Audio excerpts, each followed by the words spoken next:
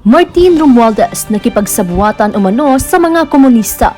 President BBM Trinidor ni Romualdez. Binanatan ni dating Pangulong Rodrigo Duterte si House Speaker Martin Romualdez na nakikipagsabuatan umano sa mga komunista para sa pagkandidato nito sa pagka-presidente. Giit pa ni Duterte ang pakikipag-alyansa ni Romualdez ay para sa pagtakbo sa 2028 presidential election. Samantala, inalam naman ng kampo ni Vice President Sara Duterte ang mga ulat na may planong patalsikin siya sa pwesto. Paglilinaw ng Vice Presidente, walang hidwaan sa pagitan nila at ni Pangulong Ferdinand Marcos Jr. Nag-ugat ang mga ganitong usap-usapan sa gitna ng paglipat ng mga dating kapartido ni dating Pangulong Rodrigo Duterte sa partido ni House Speaker Martin Romualdez at pagtangga sa confidential funds sa ilalim ng panukalang budget ng OVP at DepEd para sa 2024. Una nang iginiit ni Romualdez na walang nilulutong impeachment laban kay Vice President Sara ang House of Representatives. So what are your thoughts or reaction on the impeachment talks against Vice President Sara Duterte? Well, lahat naman kami merong ganyan eh. So I don't think it's particularly unusual. I don't think it's particularly worrisome. There will always be an element that will want to change the results of an election. So of course, binabantayan namin ng mabuti because we don't want her to be impeached. We don't want her to. She does not deserve to be impeached. So we will make sure that this is something that we will pay very close attention to. The declarations of impeachment, parang lahat naman ng presidente ini-impeach. Ngayon vice president pa. So I guess it's just a continuing evolution of that thinking na basta ayaw namin diyan, tanggalin natin, impeach natin. Wala naman siguro at wala naman sigurong dahilan kung hindi lang ayaw sa amin. That's not a reason to be impeached. So sir, wala pong Uniteam crackdown na tinatawag? Na? Uniteam crack. I don't think so.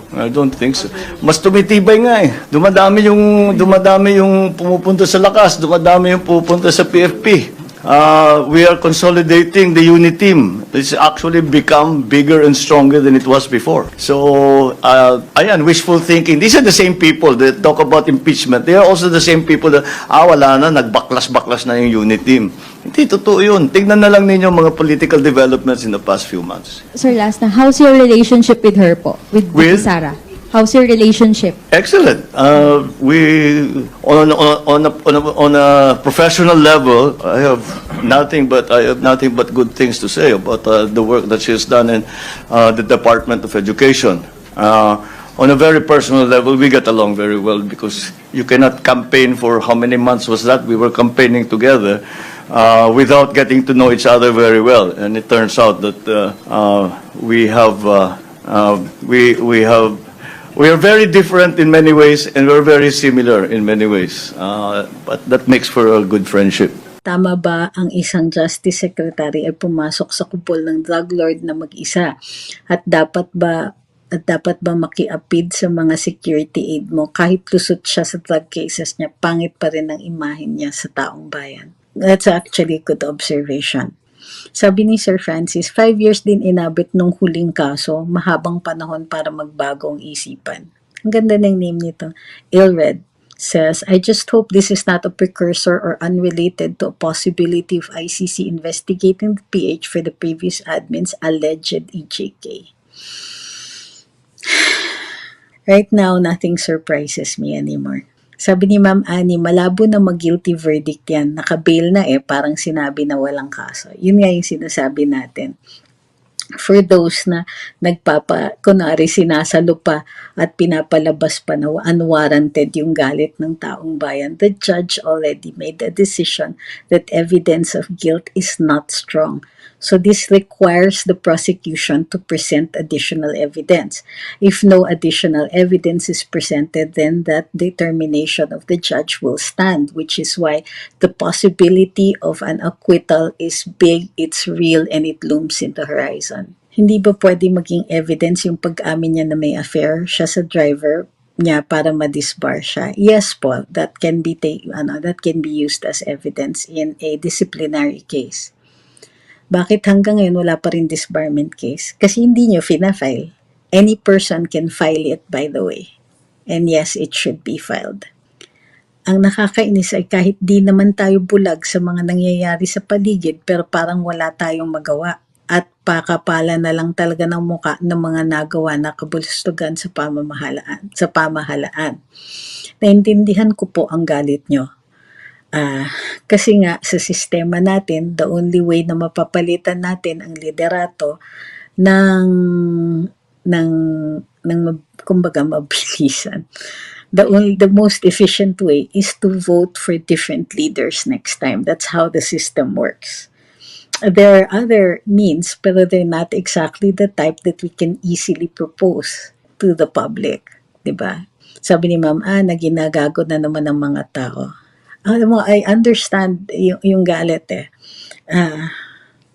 There really were excesses in the administration previous to the last one. And yes, we were treated to a lot of images that made us feel really bad, made us angry, kumbaga, at the entitlement, at how some people felt that they could, undertake certain activities that while shocking to the public, they felt invincible at the time. Sabi ni KF Shish, perhaps this is also part of their testing the waters for them to know how they can go. Next is allowing ICC, the Dilawans Reds and their new allies are all aware PRD is still very popular. No question. Samantalang yung pag-issue ng whole departure order ni De Lima kay GMA, hindi pwede yan dahil court lang ang pwede magbigay ng whole departure order, hindi DOJ o DOJ Secretary. That's true. That's true, actually. Ang pwede lang is, it's like a temporary stay.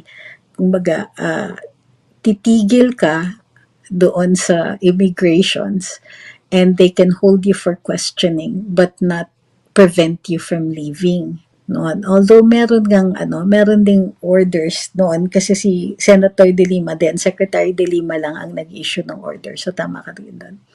Sabi ni Fernando, that was a very long sigh. Sabi ni Kai, sa chess, it's really a battle between black and white, king. Pero you have to use other pieces para ma-move ang king o ma-checkmate.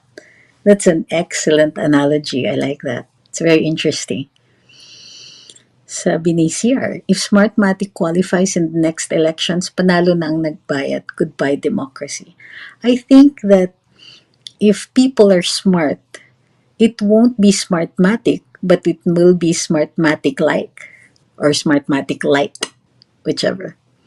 If people are smart, if some people are smart, if the people pushing the right buttons are smart, it's possible to do that, di ba?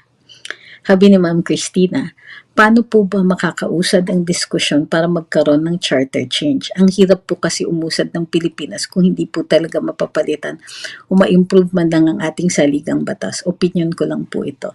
Naintindihan ko, marami po talagang kailangan ayusin sa ating saligang batas. Ang problema, the worse the administration is, the less we will be able to trust them with something like this. Kasi once nandyan na yan, sa tingin ninyo, yung gusto natin na changes, yung ilalagay nila, think about it. Sabi ni Antonio Luna, ang tanong is may evidence pa talaga na involved si De Lima sa drugs? Puro ka speculation tsaka opinion eh. Okay, that's it for you. Ganito po kasi yun. Ang speculation, hindi po bawal pagdating sa pagdidiscuss sa public opinion. Hindi po ako abogado dito na naghumaharap sa hukuman. Ang sinasabi ko, binibigay ko yung lahat ng facts at binibigay ko yung sinabi ng judge. Wala pa nga akong opinion dito eh. At ang sinasabi natin, kung may speculation, ay dahil may basihan nito. So, this person not only does not make a fair comment, but insists on being aggressive and contrary. Kasi ang gusto niya dito ay mamersonal. See? Puro ka speculation tsaka opinion. So, talagang he's trying to kill the messenger, kumbaga. Sabi ni Shitadorian. Kahit anong pili natin ng mas qualified na kandidato, kung mas marami ang mga botante na hindi nag-iisip ng maigi, wala pa rin. Kaya nga obligasyon natin na ipalaganap ang election-related information. Ngayon, limitado tayo dito sa social media, lalong-lalo na dito sa ganitong sitwasyon kung saan tayo, dahil ayaw na ayaw nila ang political commentary. At alam na rin natin dahil humaharap po sila sa mga kaso sa ibang bansa, ay mayroon at least enough evidence for us to conclude na mayroong pinapanigan na ibang na particular political ideology. Sabi ni Joseph, may Venmo po kami. Wala po PayPal, nandun po sa aming sa aming YouTube. Natuwa naman ako, nahiya ako. Tama yung sinabi ng isa, kahit hindi, sino pang presidente, magkakadesisyon talaga ang hukuman sa tagal ng kaso. May ganun talaga, may mga desisyon na hindi patok sa taong bayan. Good thing, one time lang ang term ng presidency sa Pinas. Kung hindi, PBBM will not win a re-election sa mga nangyayari ngayon.